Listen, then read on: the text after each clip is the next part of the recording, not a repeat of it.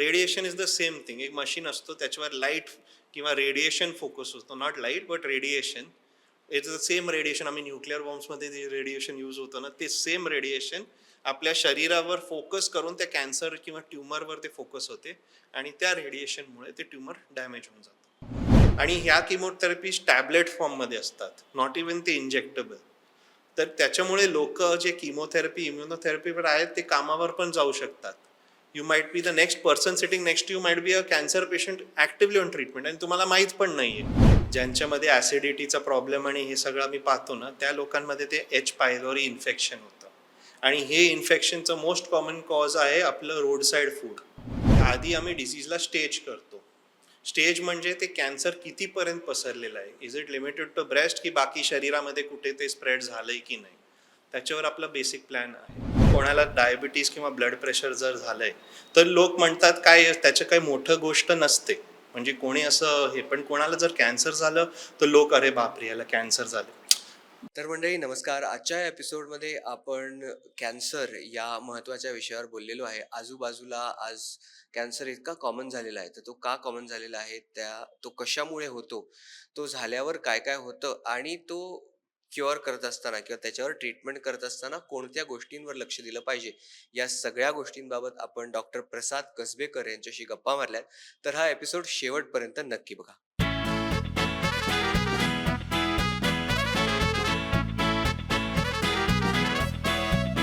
नमस्कार मंडळी, महा M T V गप्पा या आपल्या लाडक्या मराठी पॉडकास्ट शोमध्ये मी उमंग काळे तुम्हा सगळ्यांचं हार्दिक स्वागत करतो. मंडळी, आज आपल्यासोबत आहेत डॉक्टर प्रसाद कसबेकर. डॉक्टर प्रसाद कसबेकर हे कॅन्सर सर्जन आहेत आणि गेली अनेक वर्ष ते कॅन्सर ट्रीटमेंटमध्ये कार्यरत आहेत. आजचा आपला विषय थोडासा गंभीर आहे. आज आपण कॅन्सरबद्दल बोलणार आहोत. तो का होतो, कशामुळे होतो, त्याच्यावर ट्रीटमेंट करत असताना कोणत्या गोष्टींवर लक्ष दिलं पाहिजे, या सगळ्याविषयी आपण आज डॉक्टर प्रसाद यांच्याशी चर्चा करणार आहोत. नमस्कार डॉक्टर, स्वागत आहे पुन्हा एकदा. थँक्यू. सर, कॅन्सर म्हणजे नेमकं काय आहे? म्हणजे ते प्रेशर, डायबिटीस यासारखंच काही क्रॉनिक डिझीज आहे की नक्की काय आहे कॅन्सर? माझं असं मान्य आहे की बेसिकली कॅन्सर एक क्रॉनिक डिझीजच आहे. जसं लोकांना ब्लड प्रेशर किंवा डायबिटीज होतो, तसंच लोकांना कॅन्सर पण होऊ शकतो. कॅन्सर बेसिकली काय आहे की आपल्या बॉडीचे जे सेल्स असतात त्याच्यामध्ये एक काहीतरी डॅमेज झालं आहे आणि ते डॅमेज आपल्या बॉडीने रिपेअर न करता हे वाढत चालतो. तर ह्या सेल्सला आम्ही कॅन्सर सेल्स म्हणतो. आता तुम्ही जर असं पाहिलं, कोणाला डायबिटीस किंवा ब्लड प्रेशर जर झालंय तर लोक म्हणतात काय त्याचं काही मोठं गोष्ट नसते, म्हणजे कोणी असं हे. पण कोणाला जर कॅन्सर झालं तर लोक अरे बापरे याला कॅन्सर झालं. माझं हे म्हणणं आहे की कॅन्सर पण त्याच प्रकारचा एक आजार आहे. जर आपल्याला करेक्ट माहिती आणि नॉलेज असलं तर ते पण आम्ही क्युअर आणि कंट्रोलमध्ये ठेवू शकतो.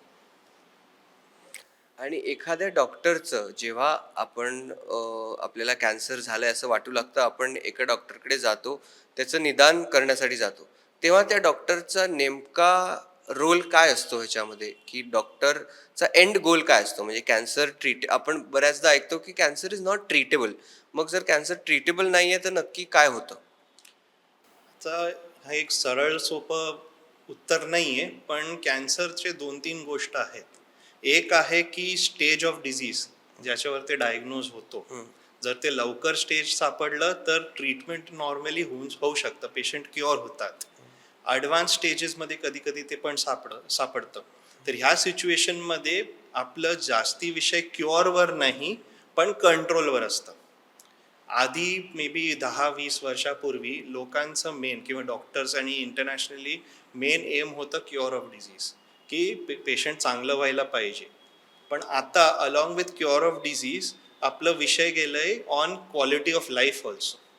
क्वालिटी ऑफ लाईफ म्हणजे फक्त पेशंट कॅन्सर मुक्त न व्हावे, पण ऑल्सो त्याची जी लाईफ आहे पोस्ट ट्रीटमेंट, ते क्वालिटी, तो नॉर्मल आयुष्य जगू शकणार, त्याच्यावर पण खूप ॲडव्हान्सेस झालेत. नक्कीच. मंडळी, आपण आज ही चर्चा करतोय, ऑक्टोबरमध्ये ही चर्चा करतोय, कारण ऑक्टोबर मंथ हा ब्रेस्ट कॅन्सर अवेअरनेस मंथ असतो. तर सर, यानंतर मला तुम्हाला विचारायचं आहे की गेल्या काही वर्षात, म्हणजे पूर्वी वयवर्ष 50 आणि त्याच्या पुढे या लोकांना कॅन्सर होणं हे जास्ती कॉमन होतं. पण गेल्या काही 5-7 वर्षात आपण ट्रेंड्स जर बघितले तर 50शीच्या आतल्या लोकांनाच म्हणजे 35-40 मध्येच कॅन्सर डिटेक्ट होऊन जातो आणि कॅन्सर होतो. तर ते कशामुळे वाढलेलं आहे म्हणजे? तर कॅन्सर का होतो? आपल्या बॉडीमध्ये 2 सिस्टम्स असतात. एक प्रोटो ऑन्कोजीन आणि एक tumour suppressor gene. Proto oncogene म्हणजे जे आम्ही खातो त्याचं शरीरावर एक ऑक्सिडेटिव्ह डॅमेज होतो. आपले व्यसनं किंवा जे आम्ही अडल्ट्रेटेड फूड खातो, जे जे काय आहे त्याचं एक शरीरावर एक डॅमेज होतं. याच्यावर एक ट्यूमर सप्रेशर जीन्स म्हणजे एक बॉडीमध्ये एक सिस्टम असते, जसं आपलं रक्तामध्ये इन्फेक्शन फाईट करायचं एक सिस्टम असते, तसंच एक बॉडीमध्ये ट्यूमर्स किंवा कॅन्सर प्रति फाईट करायचं एक सिस्टम आहे, ज्यांना आम्ही ट्यूमर सप्रेशर सिस्टम म्हणतो. जसं वय वाढतो तसं ते सिस्टम वीकन होतो, म्हणजे कमजोर होऊन जातो. आणि त्याच्यामुळे नॉर्मली 50च्या वर्षाच्या जास्ती लोकांमध्ये कॅन्सर जास्ती प्रकट होते. पण आता काय झालंय की आपलं जे लाईफस्टाईल आहे यंग लोकांमध्ये स्पेशली, याचं लाईफस्टाईल खूप टाईप ए लाईफस्टाईल झालंय. म्हणजे टाईप ए म्हणजे वी डोंट स्लीप प्रॉपरली, किंवा आपलं जे डाएट आहे त्याच्यावर कंट्रोल नाही आहे. आम्ही खूप फास्ट फूड, प्रोसेस्ड फूड्स असल्या गोष्टी खातात. आपलं स्ट्रेस लेवल्स खूप हाय असतात. मुळे ऑक्सिडेटिव्ह डॅमेज जास्ती होतो. आणि मेन कारण आहे आपले व्यसनं. आपलं for example whether it is tobacco किंवा स्मोकिंग किंवा आजकाल वेपिंगचं पण हे चालू झालंय. बेसिकली एक फॅड झालंय. बाकी व्यसनं, अल्कोहोल, कुठल्याही गोष्ट जर आम्ही जास्ती प्रमाणात घेतलं, over and above required amounts. For example जर तुम्ही कॅबेज, जे आपले पत्तागोबी आहे, ते पण खूप जास्ती अमाऊंटमध्ये घेतलं तर त्याच्यावर थायरॉइड कॅन्सरचं असोसिएशन पाहिलेलं आहे. तर कुठल्याही गोष्टी जर आम्ही जास्ती अमाऊंटमध्ये घेतो तर त्याच्यामुळे कॅन्सर प्रकट होऊ शकते. सर स्पेसिफिकली काही बॉडी पार्ट्सचे काही कॅन्सर्स आहेत जे प्रामुख्याने जास्त प्रमाणात जाणवले, जसे की कोलोरेक्टल किंवा कोलन कॅन्सर असेल, त्याच्यानंतर स्टमक कॅन्सर असेल किंवा मग ब्रेस्ट कॅन्सर असेल. हे नंबर्स खूप जास्ती आहेत. तर हे कशामुळे आहेत? आणि अजून तुम्ही जसं म्हटलात की ते जे सेल्स आहेत ते अनकंट्रोलेबली वाढत जातात कॅन्सर सेल्स. पण मग ते बॉडीच्या कुठल्या पार्टमध्ये होतं हे कशावर डिपेंड करतं? जिथे तुमचं जास्ती डॅमेज होते हं, तिथे ते डिव्हिजन, आपलं सेल डिव्हिजन वाढतो. हं, आता फॉर एक्झाम्पल कोलॉन कॅन्सरचं उदाहरण आम्ही घेऊ. कोलॉन कॅन्सर कशामुळे होतं? कोलॉन कॅन्सर होतं जेव्हा आपलं डाएटमध्ये काही मॉडिफिकेशन्स होतात. जर लोकांना क्रॉनिक कॉन्स्टिपेशन आहे, किंवा जे लोक जास्ती आपले प्रोसेस्ड फूड्स खातात, किंवा ज्या लोकांमध्ये रेड मीट, आपलं बीफ किंवा मटन याचं प्रमाण, किंवा पोर्क याचं प्रमाण जास्ती आहे, तर ह्या लोकांमध्ये ते ऑक्सिडेटिव्ह डॅमेज आपल्या कोलॉनमध्ये जास्ती आहे आणि आपलं body cannot cope up with that. तर ह्याच्यामुळे लोकांमध्ये ते कॅन्सरची प्रमाण वाढतात. वाढतं. सर प्रोसेस्ड फूड म्हणजे नेमकं त्यात काय काय येतं हे जर तुम्ही सांगू शकलात थोडंफार की? आजकाल कसं आहे, आजकाल आय थिंक हे एक fad organic food versus processed food, याच्यावर पण एक फॅड चालू झालंय. प्रोसेस्ड फूड म्हणजे एक ज्याच्यामध्ये जास्ती पेस्टिसाइड्सचं प्रमाण आहे, आपली पेस्टिसाइड जे यूज करतो त्याचं प्रमाण जर जास्ती आहे, किंवा प्रेझर्वेटिव्स, जे फ्रेश फूड आम्ही न घेता कॅन्ड फूड घेतो, ज्याच्यामध्ये प्रेझर्वेटिव्स आम्ही युजली लोक असं मीट्स आणि फिश आणि हे सगळं मीठ टाकून प्रिझर्व करतात. तर these are all unnatural processes. म्हणजे जे ते फूड होते it is not suppose to be consumed that way. आणि त्याच्यामुळे कसं असतं, या खाद्याच्या आयटम्समध्ये जे टॉक्सिन्स हे होतात, म्हणजे रिलीज होतात due to the action of your processing items. आणि ह्या टॉक्सिन्समध्ये आपलं जास्त कॅन्सरचा डॅमेज दिसतो. तर असं लक्षात येतं की बॅड हॅबिट्स म्हणजे चुकीच्या सवयी असल्यामुळे कॅन्सर वाढीस जाऊ शकतो. तर मगाशी सर तुम्ही म्हणालात की त्याच्यामध्ये लॅक ऑफ स्लीप आहे, एक्सरसाइज आहे आणि डाएट आहे. या तिन्ही गोष्टींपलीकडे अजून कोणते असे हॅबिट्स आहेत जे टाळले पाहिजेत किंवा ज्यांच्यामुळे कॅन्सर होण्याची शक्यता जास्ती असते? Obviously addictions. Number one cause of cancer is अडिक्शन्स.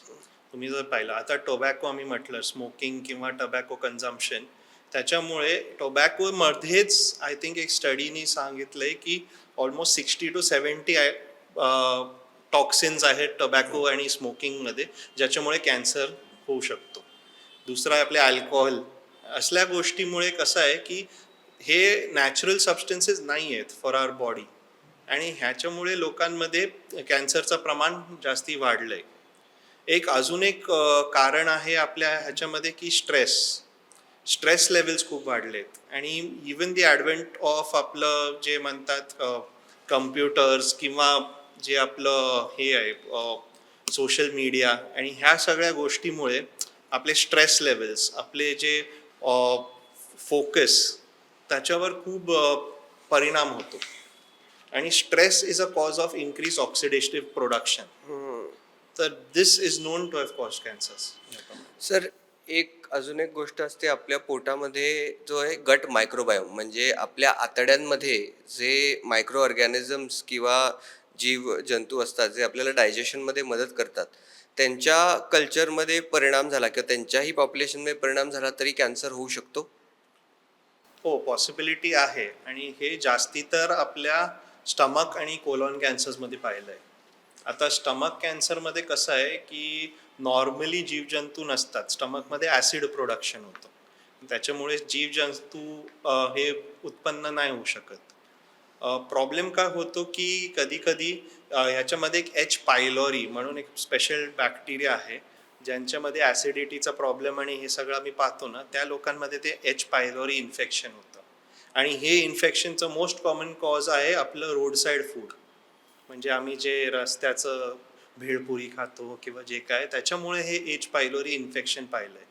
H pylori काय करतं की जे स्टमकची लायनिंग आहे, आयडियली तिथे ॲसिड्स प्रोटेक्टिव्ह एक लेअर असतो, म्युकस.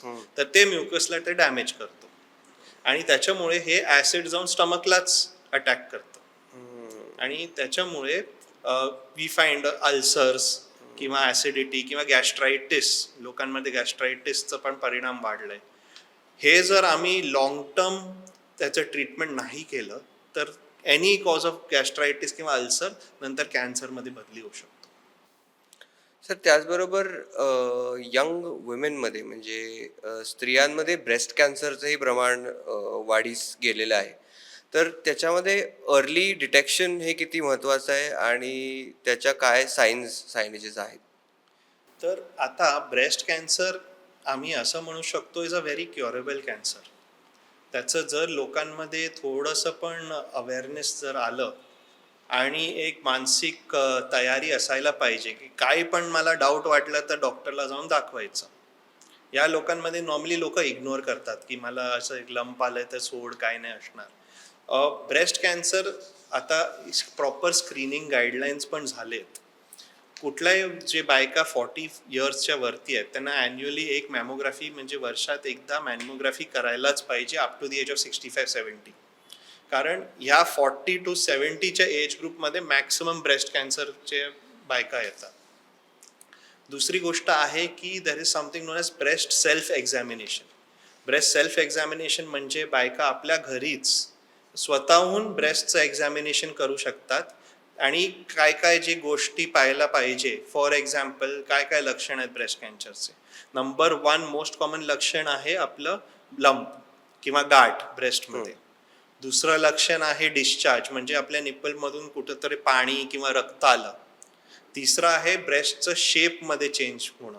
ते बायका स्वतःहून टेस्ट करून बघू शकतात की आधी मागच्या महिन्यात कसं होतं आणि या महिन्यात काय फरक दिसतोय का. चौथा लक्षण आहे आपलं खाक्या म्हणजे ॲक्झिलामध्ये गाठ.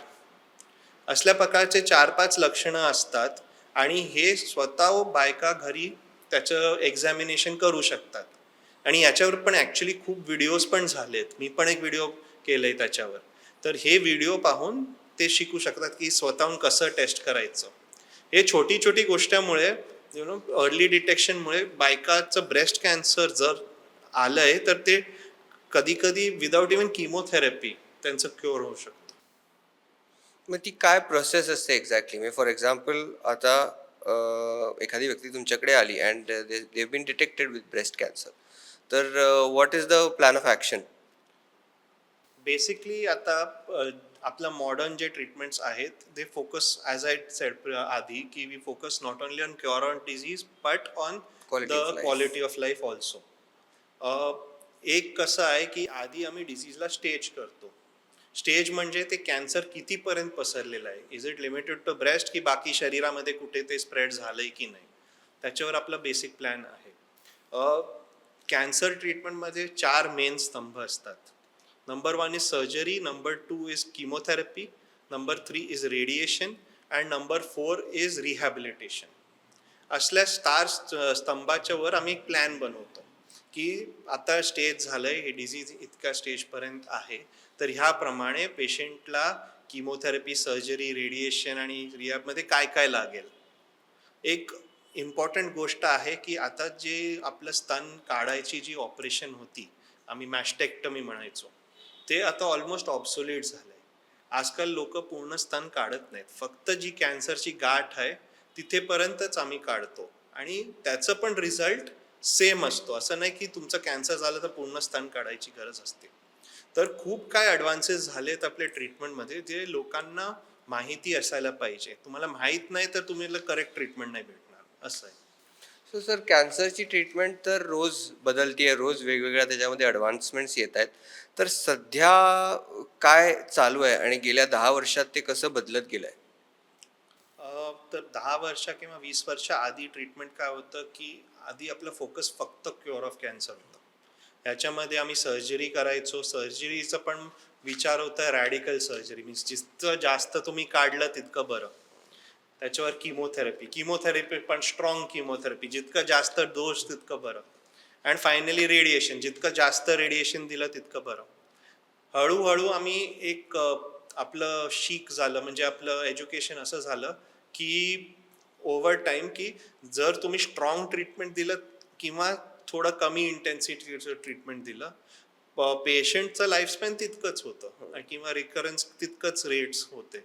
तर त्या प्रमाणात काय झालं की आम्हाला असं वाटलं की okay, we are curing the disease, पण पेशंटचं आपलं रॅडिकल ट्रीटमेंटमध्ये काय परिणाम होतो आणि आता जे नवीन आम्ही ट्रीटमेंट करतो त्याचा काय परिणाम होतो. ऑन दॅट बेसिस आम्ही हळूहळू we migrate towards progress towards quality of life. आता आता काय आहे, फॉर एक्झाम्पल ब्रेस्ट कॅन्सरचे उदाहरण.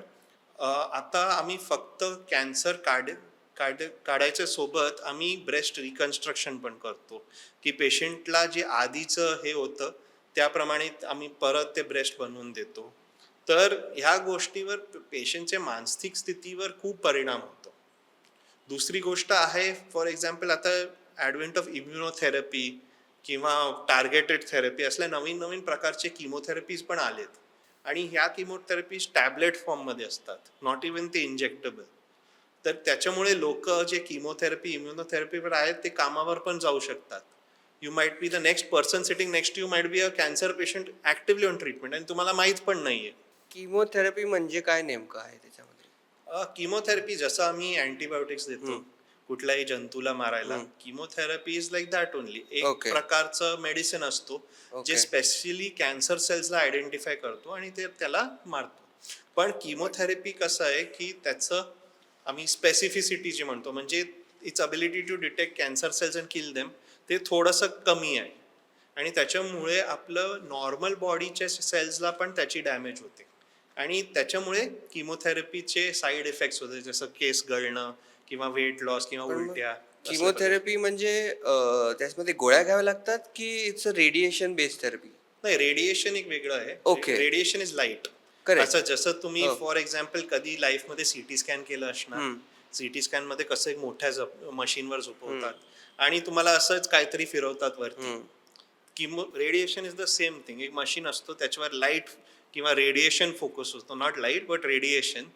It's the same radiation. आम्ही न्यूक्लिअर बॉम्ब्समध्ये जे रेडिएशन यूज होतं ना, ते सेम रेडिएशन आपल्या शरीरावर फोकस करून त्या कॅन्सर किंवा ट्युमरवर ते फोकस होते आणि त्या रेडिएशनमुळे ते ट्युमर डॅमेज होऊन जातं. Okay. But that is different from chemotherapy. Usually हा, chemotherapy is chemothe- tablet based. Chemotherapy is medicine, yeah, it's tablet based. Tablet it can either be tablet base किंवा इंजेक्शन ऑल्सो. आता Okay. सलाईनच्या बॉटलमध्ये पण आम्ही chemotherapy चालवून ते देतो. ओके. तर सर कॅन्सर मुळात सुरू होऊन पूर्णपणे डेव्हलप व्हायला काही वर्ष जातात आणि मग तो जसं आपण म्हटलं की स्टेजेसमध्ये होतं अर्ली आपल्या लक्षात आलं तर त्यात फायदा असतो आणि त्यावर ट्रीटमेंट करणं आणखीन सोपं जातं. पण एखाद्या व्यक्तीला समजा लेट म्हणजे थर्ड स्टेजमध्ये कळलं तर त्याचे चान्सेस ऑफ सर्वायवल काय राहतात आणि काय पुढे लाईन आता ऑफ ट्रीटमेंट त्याच्यामध्ये पण राहते? I will give a simple fact. Cancer is not one disease. एकच डिझीज नाही आहे ते. इनफॅक्ट ब्रेस्ट कॅन्सरचे पण 8 वेगळे प्रकार असतात. बरं. तर ब्रेस्ट कॅन्सर पण एकच कॅन्सर नाहीये, त्याचे 8 वेगळे प्रकार असतात. शरीराच्या कुठल्याही हिस्स्यावर कॅन्सर होऊ शकतो आणि एव्हरी कॅन्सर इज डिफरंट. कुठलाही कॅन्सर सेम नसतो. आता फॉर एक्झाम्पल पीडियाट्रिक पॉप्युलेशन जे आपले लहान बाळं असतात त्याच्यामध्ये ब्लड कॅन्सरचं प्रमाण जास्ती असतो, पण त्याचा रिझल्ट पण चांगला असतो. तुम्ही जर त्याचं ट्रीटमेंट प्रॉपर केलं, किती पण स्प्रेड असू दे, ते सेटल होऊन लोक चांगलं पण होतात. Compare that to say pancreatic cancer जे आपलं पॅनक्रियासचं असतं ते, किंवा स्टमक कॅन्सर, त्याचा रिझल्ट खूप खराब असतो. थोडंसं पण जास्ती स्प्रेड असलं तर आम्ही काही पण ट्रीटमेंट केलं पेशंटचा परिणाम चांगला नसतो. सो इट डिपेंड्स कुठला कॅन्सर आणि कुठलं स्टेज. युजली कसं असतं की यंगर पॉप्युलेशन्समध्ये कॅन्सर थोडा जास्ती अग्रेसिव्ह असतो. इट इज एक प्रकारचा बेल कर्व असतो. Bell means in aggressiveness. लहान मुलामध्ये आणि एल्डरलीमध्ये कॅन्सरचा जो डेंजर किंवा जो अग्रेसिव्हनेस असतो ते कमी असतो. आणि मधल्या ages, I would say from the age of 20 to 60, या एज ग्रुपमध्ये जर कॅन्सर आम्ही पाहिलं तर त्याचं जे अग्रेसिव्हनेस आहे जास्ती असतो. Maybe it is due to ह्या एज ग्रुपमध्ये अडिक्शन्स जास्ती असतात किंवा काय whatever the external factors being, पण असल्या प्रकारचं आपलं एक ऑब्झर्वेशन आहे. पण यंग लोकांमध्ये तो कॅन्सर जास्त अग्रेसिव्ह असतो असं हा, आहे? In general okay. As I said की it depends on the cancer also, कुठला कॅन्सर आहे अँड ऑन दॅट. आता फॉर एक्झाम्पल युजली जे कॅन्सर्स एल्डरली पॉप्युलेशनमध्ये आम्ही जास्ती पाहतो, फॉर एक्झाम्पल कोलॉन कॅन्सर किंवा आपलं ब्रेस्ट कॅन्सर, असल्या प्रकारे they are mostly seen above the age of 50. पण ह्या सेम कॅन्सर जर यंग माणूसमध्ये झालं, 30 इयर ओल्डमध्ये झालं, तर त्याचा अग्रेसिव्हनेस जास्ती असतो. पण काही काही कॅन्सर्स यंग एजमध्ये जास्ती आम्ही पाहतो. For example let's say testicular cancer किंवा ओव्हेरियन कॅन्सर, हे कधी कधी यंग एजमध्ये पण आम्ही पाहतो. याचं अग्रेसिव्हनेस यंग एजमध्ये कमी असतो आणि जर ओल्डर एजेसमध्ये झालं तर त्याचं अग्रेसिव्हनेस जास्त असतं. तर प्रॉस्टेट कॅन्सर सुद्धा? prostate cancer is purely older age. Okay. Prostate cancer is very rarely seen below 50. Okay. Most आपले जो, कारण हे सर्व हॉर्मोन डिपेंडेंट कॅन्सर्स असतात. Prostate cancer, breast cancer to some extent, आपले युट्राईन कॅन्सर, त्याच्यावर आपले हॉर्मोन्सचा खूप मोठा परिणाम असतो. म्हणजे हॉर्मोन फ्लक्च्युएशन किंवा the level of hormones that run through your body. हा, and in general at that particular age तो हॉर्मोनचा व्हॅल्यू जास्ती असतो. सो प्रॉस्टेट, त्याचं PSA हॉर्मोन अँड ऑल, ते आम्ही त्या एज ग्रुपमध्ये जास्ती पाहतो आणि त्याच्यामुळे the cancer is seen more in those age groups. Sir आता हा रोग जो आहे ज्याला आपण रोग म्हणतो, कॅन्सर म्हणतो, डिझीज म्हणतो, तर हा रोग जेनेटिकली लिंक्ड आहे का? म्हणजे एका पिढीला होता तर तो पिढीच्यात पिढी पुढे जातो का? जसं डायबिटीसच्या बाबतीत काही प्रमाणात होतं किंवा ब्लड प्रेशरच्या बाबतीत काही प्रमाणात होतं, तसंच कॅन्सरच्या बाबतीत होऊ शकतं का? येस, डेफिनेटली एक जेनेटिक लिंकेज आहे, पण the percentage of genetic linkage खूप छोटं आहे. असं नाही की आता फॉर एक्झाम्पल आपले ब्रेस्ट कॅन्सरचे पेशंट्स असतात, only 5% of total cancer population genetic linked असतो. पण त्याच्यामुळे कसं असतं, देर आर फ्यू फॅक्टर्स की यंग एजमध्ये कॅन्सर होणं किंवा तुमच्या फॅमिलीमध्ये जास्ती कॅन्सरचे पेशंट्स, म्हणजे तुमच्या आईला, बहिणीला किंवा एकच जे आपलं लिनिएज म्हणतो त्याच्यामध्ये जास्ती कॅन्सरचे पेशंट्स. जर लोकांमध्ये मल्टिपल कॅन्सर, कधी कधी आम्ही असं पाहतो की एकच पेशंटमध्ये ब्रेस्ट आणि ओव्हरीचा कॅन्सर होतो, तर ह्या प्रकारची गोष्टीमध्ये जेनेटिक लिंकेजचं जास्ती शंका असते. पण इन जनरल आम्ही असं म्हणू की 90% ऑफ कॅन्सर्स आर स्पोरॅडिक म्हणजे डाएट किंवा बाकी बाकी जे काय आपले परिणाम असतात त्याच्यामुळे ते होतं. या जेनेटिकली लिंक्ड कॅन्सरसाठी म्हणजे जर आधीच्या पिढ्यांमध्ये झालेली हिस्ट्री आपल्याला असेल तर अशा कोणत्या टेस्ट्स अवेलेबल आहेत का ज्याने आपल्याला कळू शकेल की पुढे जाऊन आम्हाला कॅन्सर होणार आहे किंवा नाही होणार आहे? हां, तर टेस्ट तर डेफिनेटली आहेत. पण I would say the first thing, जर तुमच्या कुठल्या फॅमिलीमध्ये कोणाला कॅन्सर झालं आणि तुम्हाला ती शंका काढायची आहे की मला कॅन्सरची रिस्क आहे की नाही, तर first thing you need to do is meet someone who is called a genetic counsellor. ते लोक एक प्रकारचे डॉक्टरच असतात जे जेनेटिक डिझिजेसवर खूप अभ्यास करतात आणि ते लोक तुम्हाला ॲक्युरेटली सांगणार की तुमच्या फॅमिली हिस्ट्री प्रमाणे कॅन्सर ची किती शक्यता आहे. आता कॅन्सरचे जेनेटिक टेस्ट जे असतात, जे जेनेटिक टेस्ट ते खूप महाग असतात. म्हणजे मार्केटमध्ये it cost above 30,000 to 50,000 for one test. तर जस्ट गोईंग मिसइन्फॉर्म्ड की यांना ब्रेस्ट कॅन्सरचं झालंय, मला पण ब्रेस्ट कॅन्सरचं जेनेटिक टेस्ट करायचं आहे, इज अ व्हेरी रॉंग वे. कारण ब्रेस्ट कॅन्सर फॉर एक्झाम्पलचे पण जेनेटिक टेस्टचे 4-5 वेगळे पॉसिबिलिटीज आहेत. तर कुठलं टेस्ट करायचं, कुठलं तुम्हाला शोभा होते त्याप्रमाणे ते सर्व तुम्हाला आपलं एक जेनेटिक काउन्सिलर सांगणार. ओके. सर, आता या सगळ्या दृष्टीने कॅन्सर वाढतोय हे तर फॅक्ट आहे. याकडे पाहत असताना आपल्याला काय वाटतं की सरकार म्हणून पब्लिक हेल्थ डिपार्टमेंट असेल किंवा सरकार असेल, सरकारने कॅन्सरचं प्रमाण कमी करण्यासाठी काय पावलं उचलणं गरजेचं आहे किंवा काय सरकार करू शकतं? जसं की या प्रोसेस्ड फूडवर बंदी आणणं किंवा त्याच्यावरचा टॅक्स वाढवणं किंवा टोबॅकोचं प्रोडक्शन पूर्णपणे बंद करणं, अशा कोणत्या गोष्टी आहेत ज्या होऊ शकतात? आता माझ्या मतीप्रमाणे the number one enemy for cancer is tobacco. Almost 70% जे कॅन्सर्स आपल्या ॲटलिस्ट आपल्या इंडियामध्ये जे होत आहेत आर टबॅको रिलेटेड. पण मग अशी माणसं आहेत जी 70-70 वर्ष सिगरेट पितात आणि त्यांना काहीच होत नाही. ते पण नशीब असतो. आता ओके. That is also. आणि असे पण लोक आहेत जे काहीच पण व्यसन केलं नाही तर त्यांना कॅन्सर झालंय. पण आपल्या स्टॅटिस्टिक्स प्रमाणे आणि स्टडीज प्रमाणे tobacco is causing almost 70% of जे काय कॅन्सर्स. आणि for example number one cancer आपल्या इंडियामध्ये माउथ कॅन्सर झालंय. आणि ते फक्त टोबॅकोमुळे. तुम्ही ते थिएटरमध्ये मुकेशचं पण स्टोरी पाहिलं असणार. ते सर्व लोक बघतात पण काय करत नाहीत. असं नाही की तुम्ही ते पाहून सिगरेट सोडतात किंवा जे कोण लोक आहेत ते आपलं तंबाखू सोडतात. तर basically I think number one is सरकारला ह्या गोष्टी ज्यांचं प्रूव्ड कॅन्सर असोसिएशन आहे ते बॅनच करायला पाहिजे. कारण त्याचं काय बेनिफिशियल इफेक्ट तर नाही आहे. It is actually just an addictive substance. Along with that efforts ह्याच्यावर पण घ्यायला पाहिजे की अवेअरनेस. खूप लोक मिसइन्फॉर्म्ड असतात. आता फॉर एक्झाम्पल कोणी असं एक व्हिडिओ टाकलं यूट्यूबवर की शॅम्पूमुळे कॅन्सर होऊ शकतं, तर ते खूप मोठं असं फॅड होतं. आम्ही एव्हिडन्स बेस्ड मेडिसिनच्या इरामध्ये आहोत. एव्हिडन्स बेस्ड मेडिसिन म्हणजे जे काय तुम्ही मेडिकल रिलेटेड गोष्टी असतात, जे काय तुमचे ॲक्युजेशन्स असतात. फॉर एक्झाम्पल मी सांगतो शॅम्पू कॉजेस कॅन्सर. ते तुम्हाला एक लॅबमध्ये जाऊन किंवा स्टडीज करून प्रूव्ह करायला पाहिजे. करेक्ट. ते खूप गोष्टी असतात की if you have this you will get cancer, if you have that you will get cancer. पण it is not always the case. So how to identify misinformation and tackle it, ते कसं करता येईल? You have to, I think माझ्या मतेने you have to talk to reputed sources. Reputed source would be someone who has studied in the field, who he may be a scientist ज्यांनी कॅन्सरवर खूप research केलंय, किंवा he might be a doctor who has studied in cancer for so many years. असल्या लोकांशी तुम्ही जर बोललात तर I think the chances of getting credible information is maximum.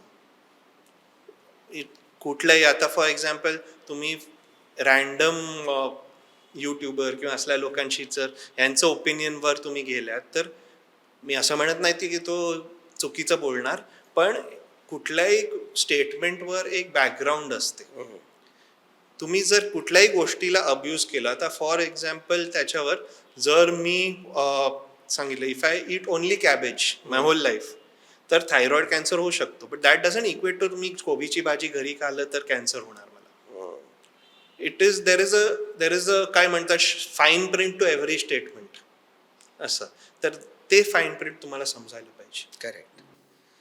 Sir, गेल्या काही दिवसात आपल्या मराठी फिल्म इंडस्ट्री असेल, नाटक इंडस्ट्री असेल, यामधील काही लोकांना सुद्धा कॅन्सरचा सामना करावा लागला होता. मग ते शरद पोंक्षे असतील किंवा अतुल परचुरे, रिसेंटली त्यांनाही कॅन्सर डिटेक्ट झाला होता आणि गेल्याच आठवड्यात त्यांचं दुर्दैवी निधन देखील झालं होतं. तर या सगळ्या म्हणजे सेलिब्रिटींना पण व्हायला लागला म्हणजे सगळीकडेच पसरला, असं काहीसं आहे का? नाही, आता तुम्ही एक हे पण करा ना की सेलिब्रिटीजमध्ये किती लोकांमध्ये हार्ट डिसीज आहे, किती लोकांमध्ये डायबिटीज आहे आणि किती लोकांमध्ये ब्लड प्रेशर आहे. त्याचं पण एक स्टडी तुम्ही करा, तुम्हाला सेलिब्रिटीजमध्ये पण भेटणार. Cancer doesn't spare anyone. असं नाही की तुम्ही जास्ती अमीर आहात तर तुम्हाला कॅन्सर होणार नाही, गरीब आहात की कॅन्सर होणार. And it is not a single disease. जसं मी सांगितलं, तुमच्या पायपासून तुमच्या ब्रेनमध्ये कॅन्सर होऊ शकतो. It can be anywhere.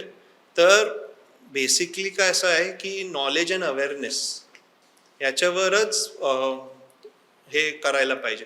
आता खूप खूप चांगले संस्था आहेत जे कॅन्सरवर कॅम्प्स करतात, कॅन्सर डिटेक्शन कॅम्प्स. आता खूप चांगले डॉक्टर्स पण आहेत खूप जे कॅन्सरवर आपले ऑनलाईन, कारण आज सोशल मीडियाचा it's the age of social media, तर ते पण कॅन्सरवर टॉक्स देतात. लोक नॉर्मली बॉलिवूड गॉसिप्स तर ऐकतात सोशल मीडिया, पण कॅन्सर किंवा हेल्थ रिलेटेड काही पण टॉक असलं तर आम्ही स्क्रोल लेफ्ट करतो. तर या गोष्टी करायला पाहिजे. तर थोडं तुमचं जर नॉलेज आणि इन्फॉर्मेशन तुम्ही जर वाढवलं, आणि इम्पॉर्टंटली फ्रॉम रेप्युटेड सोर्सेस. म्हणजे हा पॉडकास्ट बघायला पाहिजे पूर्ण शेवटपर्यंत.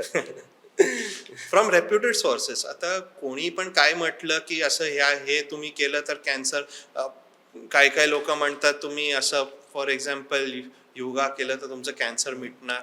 It is not a completely wrong statement and it is not a completely correct statement also.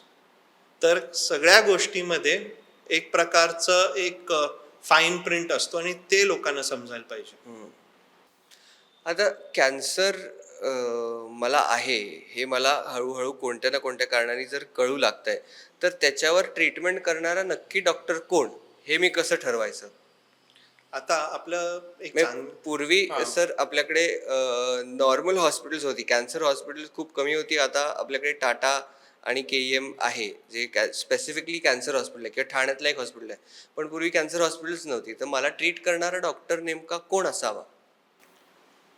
आता ब्लँकेट, आता लोक there are various both this way that way.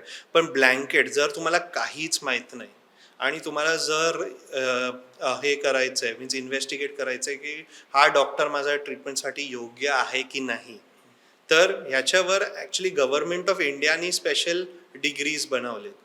आणि फॉर कॅन्सरचे सर्जरी ते डिग्रीचं नाव आहे MCH. आणि फॉर कॅन्सर किमोथेरपी आणि medical oncology त्याचं degree आहे DM. तर जर त्या डॉक्टरकडे MCH सर्जिकल ऑन्कॉलॉजी किंवा DM मेडिकल ऑन्कॉलॉजी ही डिग्रीज आहेत, तर that person is sort of like a board certified cancer surgeon और और अ मेडिकल ऑन्कॉलॉजिस्ट. तर तुम्हाला जर काहीच माहीत नाही, ॲटलिस्ट इतकं तुम्ही रिसर्च करून टाका. मी असं म्हणणार नाही ज्यांच्याकडे डिग्रीज नाही आहेत ते कॅन्सर सर्जन नाही आहेत किंवा मेडिकल ऑन्कॉलॉजी नाही होऊ शकतात. पण तुम्हाला जर काहीच माहीत नाही, best way of doing this is त्यांचं फक्त बॅकग्राऊंड क्वालिफिकेशन्स तुम्ही बघा. आणि जर ह्यांच्याकडे ते MCH किंवा DM डिग्री आहे तर डेफिनेटली तो केपेबल आहे कॅन्सरचं मॅनेजमेंट करायला. मग याच्यामध्ये पूर्ण पुढे जाऊन स्पेशलायझेशन करायला लागतं. म्हणजे तुम्ही हे कसं चूज केलं की तुम्हाला कॅन्सर सर्जन व्हायचं आहे? ॲक्च्युली मी असं सांगणार ऑनेस्टली, जेव्हा मी लहान होतो मला कार्डियक सर्जन व्हायचं होतं. Okay. I wanted to become a heart surgeon. Okay. आणि जेव्हा माझं MS चालू होतं, MS म्हणजे सर्जरीचं स्पेशलायझेशन पोस्ट ग्रॅज्युएशन, तेव्हा आपल्या हॉस्पिटलमध्ये खूप कॅन्सरचे पेशंट्स असायचे. माझं MS ससून हॉस्पिटल पुण्यामध्ये झालं होतं. तिथे खूप कॅन्सरचे पेशंट्स असायचे. आणि त्यावेळी आपल्याकडे एक नवीन डॉक्टर आले होते जे बेसिकली कॅन्सर सर्जन होते टाटावरून, आणि टाटामध्ये संपून ते इकडे आले होते फक्त आपलं एक ऑनररी म्हणून. आणि ते आपल्या हॉस्पिटलमध्ये हळूहळू कॅन्सरचे ऑपरेशन्स चालू झाले. आणि त्याच्यावर एक फॅसिनेशन आलं की पेशंटचं कसं होतं कंडिशन आधी आणि त्याच्या ट्रीटमेंट केल्यावर कसं ते चेंज आलं त्याच्यावर, की आम्ही खूप खूप काय काय वेगळे वेगळे प्रकारचे कॅन्सर सर्जरीज केली. तर त्याच्यावर मला एक इन्स्पिरेशन आलं आणि त्यामुळे I did my MCH means super specialization cancer सर्जरीमध्ये आणि तसं आपलं जर्नी पुढे गेलं. कॅन्सर जितका फिजिओलॉजिकल आजार आहे तितकाच तो सायकोलॉजिकल पण आजार आहे. आणि त्याकडे कसं तुम्ही पाहता आणि लोकांना काय सल्ला द्याल की सायकॉलॉजी वाईज विचार करत असताना, म्हणजे एकदा after the onset of cancer, how does one cope with it? आता दिस आन्सर तुम्ही फिजिओलॉजिकली तर मदत करालच, पण सायकोलॉजिकली काय करायला हवं? हां, तर ह्याचं एक एक सोपं आन्सर आहे इन द सेन्स की cancer treatment is a team based approach. आता जर कॅन्सरचा पेशंट माझ्याकडे आला तर I am not the only person who is treating that patient. ह्याच्यामध्ये कसं असतं, माझ्यासोबत असतात medical oncologist, plastic surgeon, radiation oncologist आणि रिहॅबचे doctors, right from your physiotherapist, nutritionist, psychologist, असल्या प्रकारचे पूर्ण टीम असते कॅन्सरचे पेशंट मॅनेज करायला. याच्यामध्ये काय होतं की आता लोकांना बेसिकली माहीत नाही या गोष्टी आणि त्यांना माहीत असायला पाहिजे की cancer is not easy for one person to cure cancer. If you have all हे सर्व स्पेशालिटीज जर आहेत तुमच्या पेशंटच्या ट्रीटमेंटवर तरच योग्य रिझल्ट तुम्हाला भेटणार, right from the quality of life aspect. आता ह्याच्यामध्ये सायकोलॉजिकल काउन्सिलिंग पण मोठी गोष्ट आहे. दोन गोष्टी असतात, काउन्सिलिंग नॉट ओन्ली पेशंटचं पण फॅमिलीचं पण. आणि फॅमिली कसं त्या पेशंट बरोबर असतात, the way they behave with the patient, याच्यावर पण आम्ही काउन्सिल करतो त्यांना. आता एक ॲटिट्यूड असते लोकांचं की अरे माझ्या नातेवाईकला कॅन्सर आहे त्यांना सांगू नका, तुम्ही ट्रीटमेंट करा पण सांगू नका कारण तो आतमधून नष्ट होईल, तो हे होईल, तो ते होईल. मी असं मानतो की नाही, that is not the right way of going about it. पेशंटला त्याचा जे आजार आहे ते सांगायलाच पाहिजे, पण त्याचे जे पॉझिटिव्ह असतात त्याला पण माहीत करायला पाहिजे की तुमचं ट्रीटमेंट असं असं होईल पण नंतर तुम्ही चांगले होणार, तुमचं फ्युचर ब्राईट आहे. मॅक्सिमम आपलं एक हे असतं की मॅक्सिमम जे लोक असतात त्यांचं जर पॉझिटिव्ह ॲटिट्यूड आहे ट्रीटमेंटकडे तर त्यांचे रिझल्ट्स खूप चांगले असतात. याच्यावर मी लहानशी स्टोरी सांगणार. 2014 माझा एक पेशंट होता. तो पेशंट होता स्वरपेटीचा कॅन्सरचा, लॅरेंजल स्मोकर आणि सर्व होतं, पण त्याचं स्वरपेटीचं कॅन्सर झालं होतं त्याला. आणि तेव्हा तो खूप फिरला वेगळ्या वेगळ्या हॉस्पिटल्समध्ये की माझा कॅन्सर, आणि सर्व हॉस्पिटलमध्ये त्यांना हे ओपिनियन दिलं होतं की त्याचं कॅन्सर ॲडव्हान्स स्टेजमध्ये आहे आणि तुम्ही काही पण करा ते होणार नाही, म्हणजे you have 6 months to live, officially त्याला असं सांगितलं होतं. आता तो होता एक IAS ऑफिसर आणि त्याची एक ओनली डॉटर होती आणि daughter I think was around 12 years old, 12 वर्षाची होती. त्याचं फक्त एक इच्छा होतं की I want to get her married. तितकंपर्यंत ॲटलिस्ट मी जर जगलो तर I will think I am successful. जेव्हा तो आला आपल्याकडे आम्ही त्यांचं काउन्सिलिंग केलं. डिझीज ॲडव्हान्स तर होतीच आणि ॲज पर आवर जे आपले statistics, he had only 6 months or 1 year to live as per statistics. तरी पण तो मोटिवेटेड होता की सर तुम्ही करा, जे काय आहे ते सर्जरी करा, ट्रीटमेंट करा, मला जगायचं आहे. तर ते रिस्क घेऊन आम्ही ॲक्च्युली त्याचं ऑपरेशन केलं. ऑपरेशन नंतर त्यांनी किमोथेरपी, रेडिएशन सर्व घेतलं आणि he survived 8 years after that.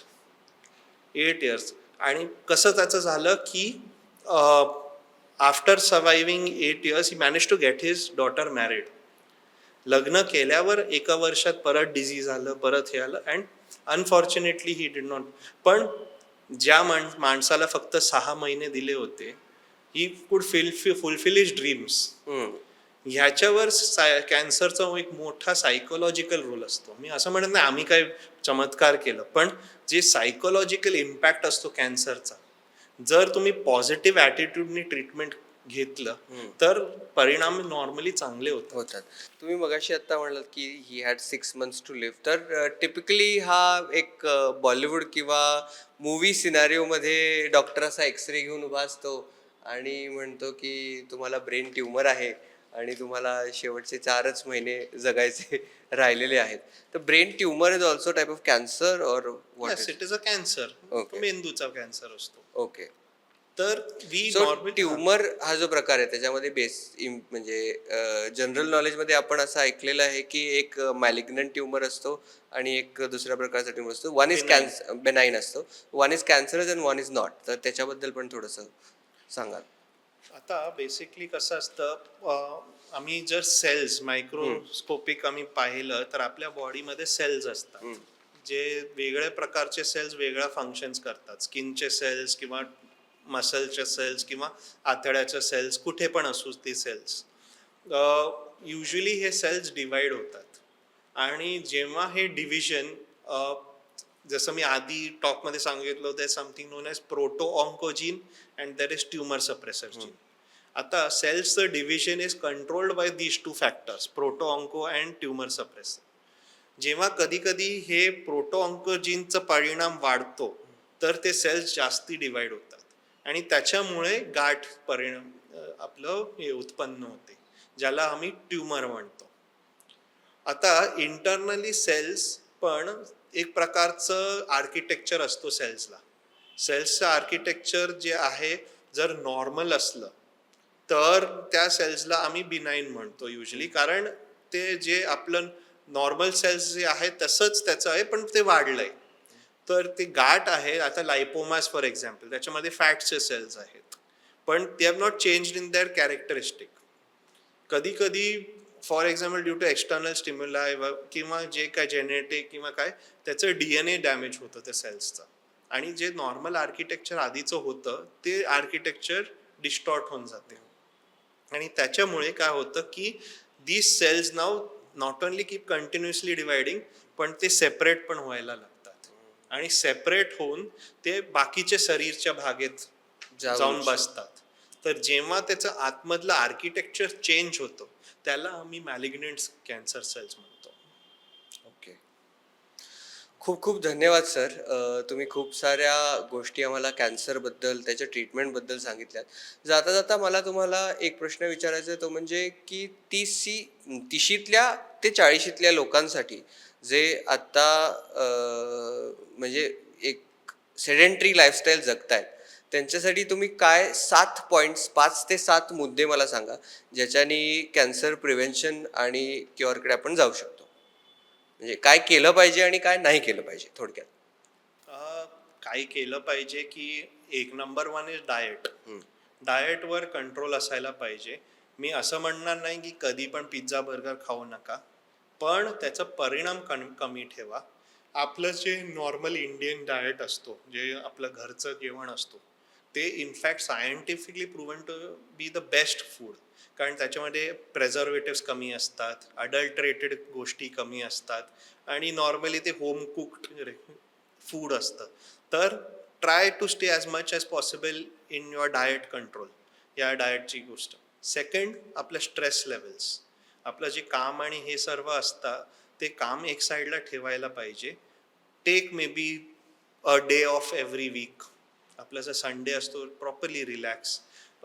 Use that thing in doing असं for example recreational activities. Don't spend that relax Sunday in front of the TV or on your mobile. या गोष्टीमुळे जर आपलं माइंड रिलॅक्स झालं तर जे हॉर्मोनल इम्बॅलन्सेस असतात ते परत they go back to normal. Number 3 is your sleep. आता इंटरनॅशनली आम्ही म्हणतो की माणसाला 8 तास लागतात झोपेचं, पण आपल्या ह्याच्यामुळे काय म्हणतात, आपलं कामामुळे बाकी गोष्टीमुळे we are not able to get those 8 hours of sleep. ह्याच्यावर आम्ही काय असं करू शकतो की ॲटलिस्ट एन्श्योर की 6 hours of sleep you are getting daily and stress free, disturb free sleep, where you not being woken up किंवा असल्या गोष्टी. अदर थिंग इज व्यसन. Number tobacco, smoking, even vaping, जे आपलं आजकाल वेपिंग चालू आहे, या सगळी गोष्टी तुम्ही बंद करा. Is no avoidance in that. बंदच करायला पाहिजे, कारण हे अडिक्टिव्ह सबस्टन्सेस आहेत. अडिक्शनमुळे ते कधी हातातून सुटून जाते ते आम्हाला कळत नाही. And 70-80% of your cancers are due to tobacco. Other important things is one, तुम्हाला एक करायला पाहिजे की try and yourself be the change, असं मी असं म्हणणार. जे कॅन्सर रिलेटेड माहिती आहेत, spread it amongst others, share that knowledge. मी असं म्हणणार नाही only talk about cancer, but health related talks common लोकांमध्ये करायलाच पाहिजे. Spread the knowledge. काय काय मिसइन्फॉर्मेशन्स खूप फिरतात, तर तुमचे पण जे मिसइन्फॉर्मेशन्स आहेत ते पण करेक्ट होईल जर तुम्ही एक प्रकार केलं की मी पण स्प्रेड करू माझं जी काही इन्फॉर्मेशन आहे. अलॉंग विथ दॅट, आता फॅमिली हिस्ट्री तुमचं माहिती असायला पाहिजे. Know who has got what in your family, आणि जर काय डाऊट असलं take medical help for that. Screening खूप इम्पॉर्टंट आहे, especially in women. One important has गोष्ट which we didn't hold on is cancer vaccination. Young विमेनमध्ये HPV vaccines येतात, जे usually just prior to marriage और जस्ट आफ्टर युअर मेनार्क ते आम्ही injections देतो. तर त्याच्यामुळे सर्वायकल कॅन्सर आणि to some extent even mouth cancer prevent होऊ शकतो HPV वॅक्सिन्समुळे. तुम्हाला हे पण एक गोष्ट सांगतो, HBV वॅक्सिन्स, आपलं जे हेपेटायटिस बी वॅक्सिन, हे चालू झाल्यानंतर लिव्हर कॅन्सरचा परिणाम खूप पडलाय. जे आधीपेक्षा जे लिव्हर कॅन्सर होतं त्याचा परिणाम खूपच कमी झालाय. So these vaccines are also useful. तर वॅक्सिनेशन करायला पाहिजे. कॅन्सरवर वॅक्सिन्स आहेत. हा, कॅन्सरवर वॅक्सिन्स डेव्हलप होत आहेत. So two proven vaccines is your hepatitis B vaccine and your cervical cancer vaccine. HPV and HBV. HPV. आता देर रिसेंट सम इन्व्हेस्टिगेशन की ovarian कॅन्सरसाठी पण एक वॅक्सिन आलंय, but we have to wait and watch की काय हे. Screening खूप इम्पॉर्टंट आहे. लोकांना ते जे हे आहे, व्हॉट यू से, ते टॅबू आहे कॅन्सरवर, ते काढायला पाहिजे. You know, it is not wrong to discuss about it. The screening as well as taking proper early treatment. Correct. So sir, जाता जाता मला शेवटचा अजून एक प्रश्न आहे की तुम्ही मगाशी म्हणलात कॅन्सरबद्दल खूप सारी मिसइन्फॉर्मेशन असते, तर अशी कोणती मिसइन्फॉर्मेशन तुमच्यापर्यंत आत्तापर्यंत पोहोचलेली आहे जी तुम्ही म्हटलं की अशा पण चर्चा होत आहेत? पेशंट कडून ऐकलं असेल किंवा कुठून ऐकलं असेल? पेशंट तर एक मोठी मिसइन्फॉर्मेशन इज की कॅन्सर टच किंवा कॅन्सरच्या पेशंट सोबत राहण्याबद्दल कॅन्सर स्प्रेड होतं. कॅन्सर कम्युनिकेबल नाही आहे. म्हणजे तुमच्या ज्या नातेवाईकला कॅन्सर झाले तर त्याच्यामुळे तुम्हाला कॅन्सर त्यांच्या छुण्यावर किंवा असं काय कॅन्सर होणार ते तर नाहीच नाही आहे. So that is I think one of the biggest. कारण कॅन्सरवर खूप टॅबू आहे. मी आधी पण सांगितलं होतं, कॅन्सर, डायबिटीज, ब्लड प्रेशर सगळं एकच गोष्ट आहे. कोणाला डायबिटीज झालं तर तुम्ही शाबाशी देतात, कॅन्सर झालं तर तुम्ही जाऊन त्यांना हे करतात, मीन्स अरे त्याचं संपलंय, असं नाही आहे. सिम्पल आम्ही सायंटिफिक किंवा असं प्रॅक्टिकल प्रमाणाने जर आम्ही कॅन्सरचे पेशंटला पाहिलं, त्यांना प्रॉपर गायडन्स आणि ट्रीटमेंट आणि त्यांचं काय म्हणतात, आम्ही त्यांना शन नाही केलं, शन मीन्स इन्सल्ट किंवा त्याला हे नाही केलं, तर ते लोक पण चांगले होतात. तर खूप खूप धन्यवाद डॉक्टर, तुम्ही इथे आलात आणि कॅन्सर या महत्त्वाच्या विषयावर आम्हाला इतकी माहिती दिलीत आणि लोकांच्या मनातील गैरसमज या पॉडकास्टमधनं नक्कीच दूर झालेले असतील. तर मंडळी, तुम्हाला हा पॉडकास्ट कसा वाटला हे मला कॉमेंट्समध्ये नक्की सांगा आणि पुढच्या पॉडकास्टमध्ये तुम्हाला काय ऐकायला आवडेल हेही मला कॉमेंट्समध्ये कळवा. धन्यवाद.